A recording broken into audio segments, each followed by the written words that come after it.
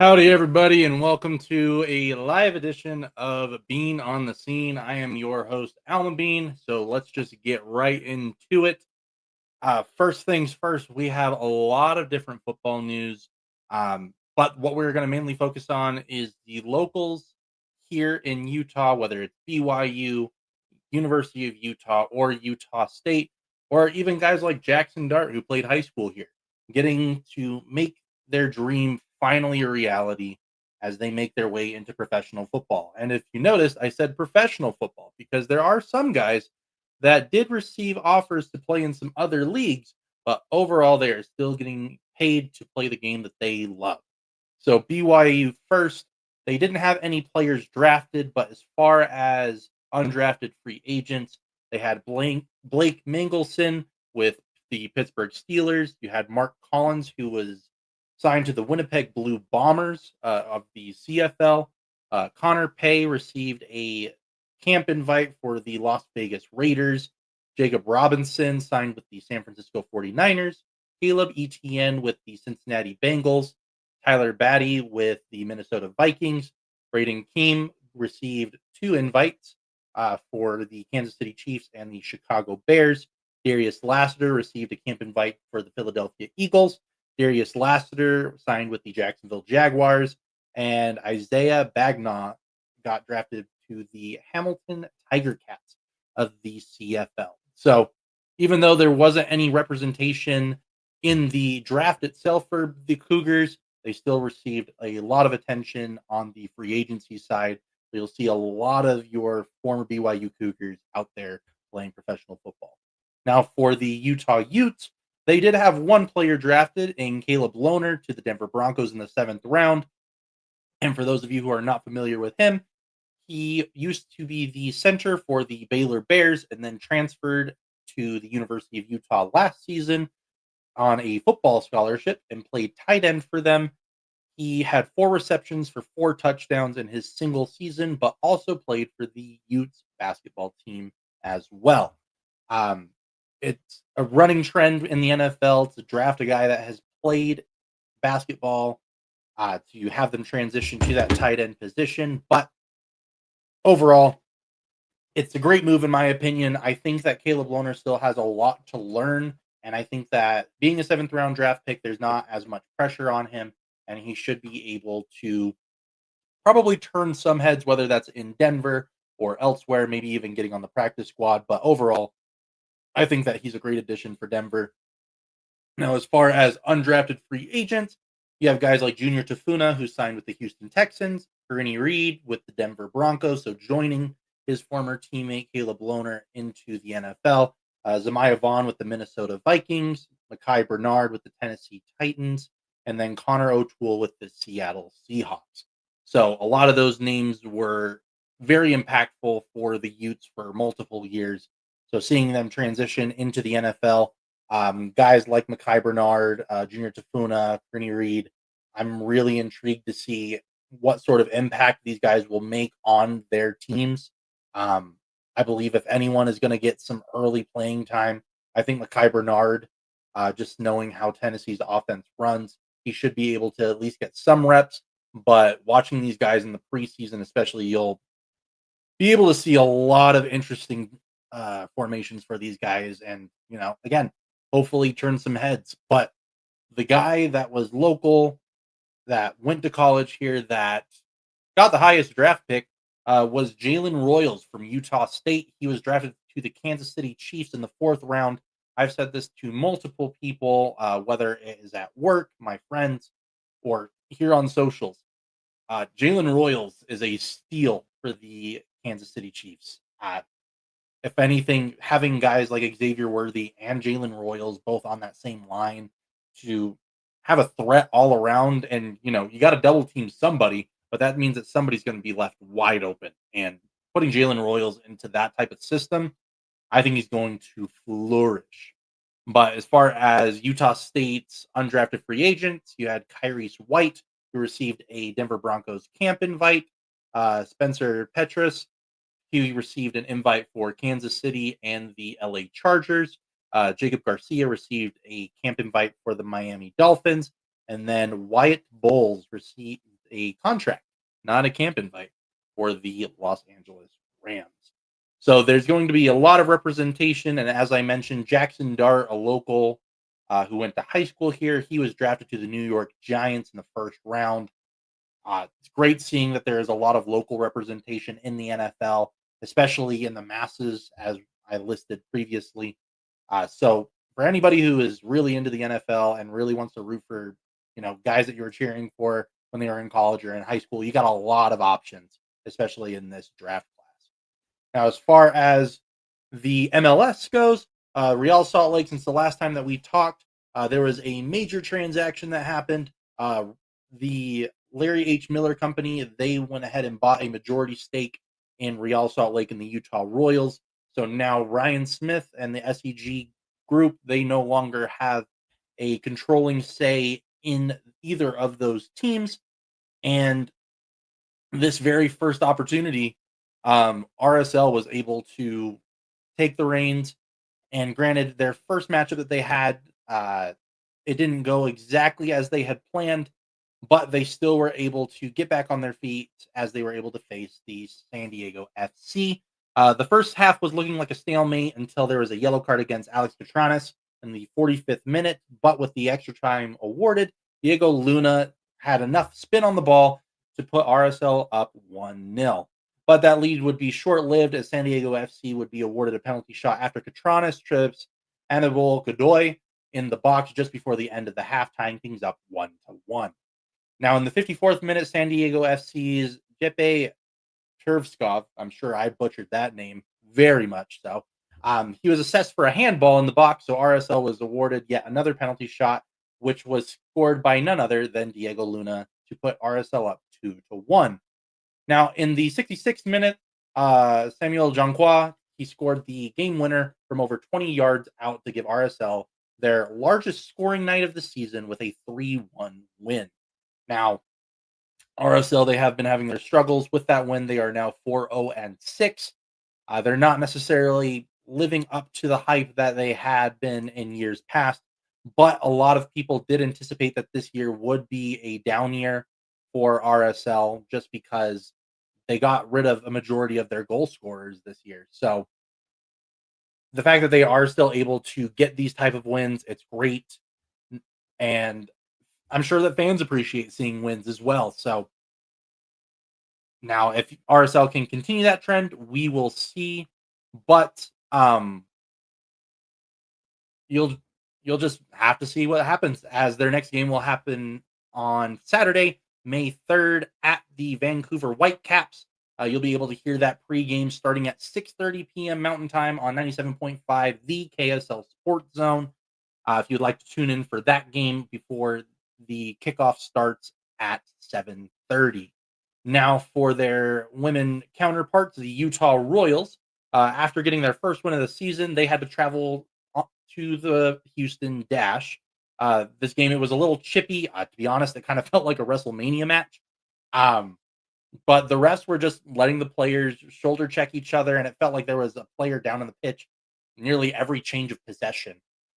There was even a handful of players that had to leave the field briefly, then come back on. It just seemed very messy, but you know what? The referees were letting it go on both sides, so you can't necessarily complain that there was favoritism on either end. But it looked like it was going to be a physical draw until the 80th minute when Delaney Sheehan from Houston put the Dash up 1-0, and that would end up being the final score. Now, with that loss, the Utah Royals are now 1-1-4. They are definitely not having the type of impact in the standings as they had hoped for, especially with women like Bianca St. George being the larger prospect coming into this season. You would have expected, more wins on the board, but there's still a lot of games left in the season, and their next game is also going to be on Saturday, May 3rd, versus the North Carolina Courage, which I personally will be producing that game along with JP Chunga, which you'll be able to listen to on 1280 a.m. the KSL Sports Zone, with the pregame starting at 7:30 p.m. with the kickoff starting at 8 p.m. Mountain Time. Now, for the Utah Hockey Club, even though it is the off season, you have NHL playoffs going on, and to be honest, probably one of the more exciting games happening tonight between the New Jersey Devils and the Carolina Hurricanes, going into double overtime. Carolina finishing off the series with that 5-4 win. It was a very exciting, very chippy. Unfortunately, the goaltender for the New Jersey Devils, Markstrom, you would have thought that with 53 shot attempts and 48 saves, that you would be rewarded with a win, especially with 53 shot attempts, um, or 53 shots on goal. You would think that there would be, you know, a little more of a reward there, but unfortunately, he is met with a plane ride home. So, as far as the Utah Hockey Club goes, you have some exciting news with Jackson Stauber signing a 2-year, two-way contract. That contract is valued at $775,000. And for those of you who are unaware for what that contract may mean, that means that, say, Connor Ingram or Karel Vejmelka, say either one of them get injured, Jackson Stauber is able to fill in that void, zero questions asked, and he is able to do that effortlessly. The team can call him up whenever it is necessary without having to worry him going through waivers. Um, and especially with what we've seen from Stauber this year, you've definitely seen the growth. You definitely see where he needs to improve. But giving him that 2-year contract will allow him to get a little more familiar with this system and hopefully, for his sake, get some more reps in the NHL and develop into a starting goalie or a backup goalie in the NHL full time. Now, for those of you who want to still cheer on your Utah Hockey Club players, uh, you have Worlds coming up this year. This is something that happens over the summer where a lot of the players will be able to represent their home countries. So, Utah Hockey Club players that you'll be able to cheer for the U.S., it's going to be Michael Kesselring, Clayton Keller, and Logan Cooley. For Germany, you have Maximilian Sauber, and then you also have Karel Vejmelka for the Czech Republic. Dylan Gunther, he was in consideration for Team Canada, but he will not be playing, as far as I'm aware, since he will be receiving surgery to fix his broken nose that he got just before the end of the season. So you still have a lot to cheer for. You're going to see a lot of exciting hockey. If you are fans of the Four Nation, Worlds is going to be just a step below it because everyone has pride in their countries and they're wanting to take that trophy home.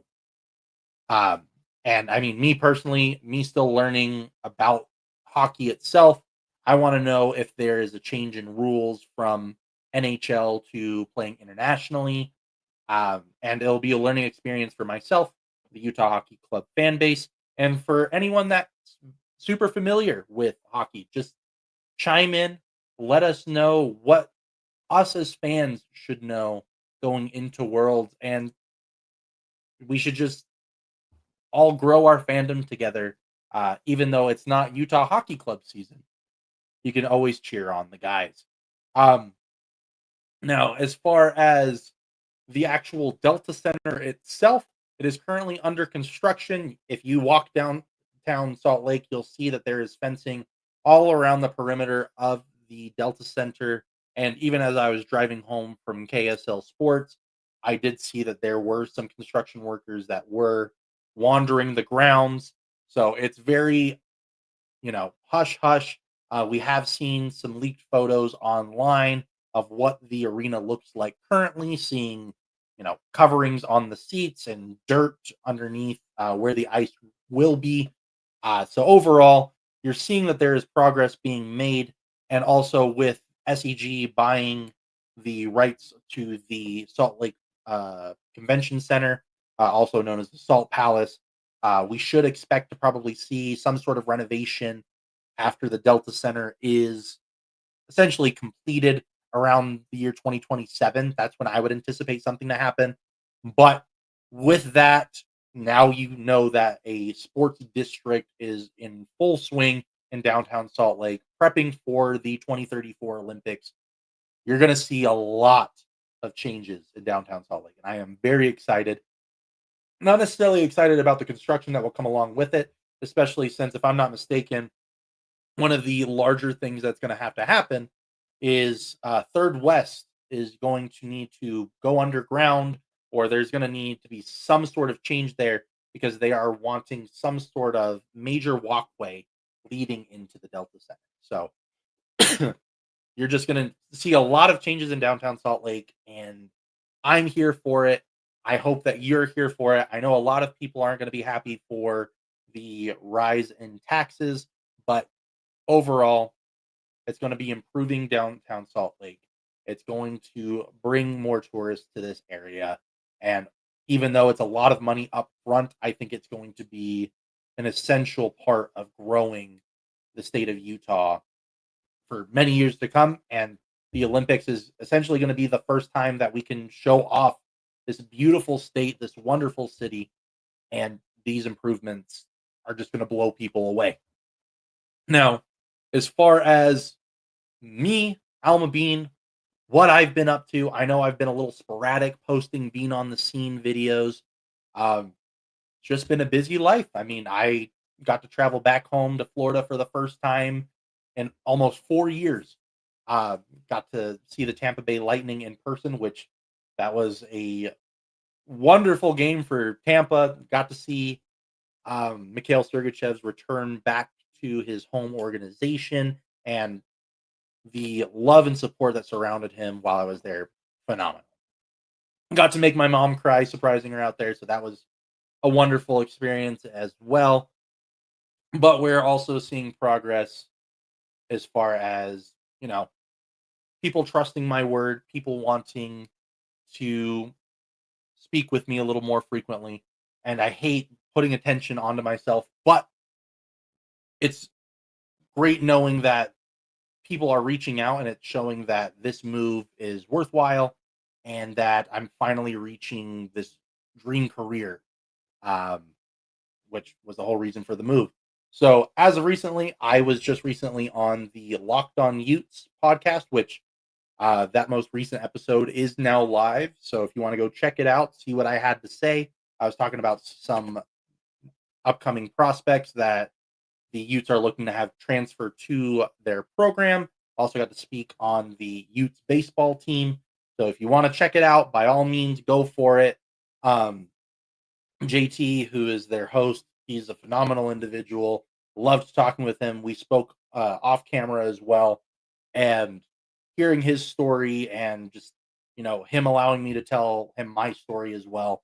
Wonderful individual. And hopefully in the near future, we'll be able to get him on the show. But, scheduling is always a lovely thing. So we'll see if that is something that will come about. But after this episode is done and over with, we will be on the Two Lines Past podcast. We are talking about the life of a fan. Even though I am on the media side of things, I am still allowed to have a fandom as long as I report unbiased. And sometimes it's a little hard to thread that needle, but I'm really looking forward to talking to these guys uh, about my experiences, maybe not only just in the arena and the Delta Center as a fan, but maybe on the media side, and just, how it opened my eyes to how amazing the NHL has been for the state of Utah. So I'm not sure when that episode will be posted, but I do know that I will be recording that tomorrow on Wednesday, April 30th. Um, and then another thing, with it now being the slow season in sports, I'm trying to think, how can I keep people more intrigued? How can I bring people back to my content? What is something that you guys will find interesting? So I'm going to soft launch it. We don't know if it's something that will be a long-term thing, but I'm going to still continue doing the Being on the Scene shorts, maybe every week, every other week, but with Mondays essentially being my day off from both jobs that I have, maybe traveling to a different venue, whether it's America First Field for Real Salt Lake and the Utah Royals, or the ballpark at America First Square for the Salt Lake Bees, um, or even just seeing progress at the Delta Center, going to Rice Eccles Stadium or Lavelle Edwards Stadium for BYU. Uh, I just want to travel, see these different venues since I still haven't really had the opportunity to travel to too many venues. Even in the field that I'm in, I'm mainly in the studio. So I also want to give myself that exposure. So if you think that that's something that you would find interesting, you know, shoot me a DM or make a comment on this post. Tell me what venues in Utah I should check out and what stories should I be keeping an eye out for because I want being on the scene to be fully inclusive to Utah sports as a whole. Even if it's something like, say, the Utah Archers with the PLL or the Utah Warriors for their rugby team. If there is a sports story that you feel should be covered, send me a DM, comment on this post, and who knows, maybe I'll find the time to make my way down there and we'll talk about true local sports in the state of Utah. But that being said, that is another episode of Being on the Scene. I am your host, Alma Bean, and y'all enjoy the rest of your day.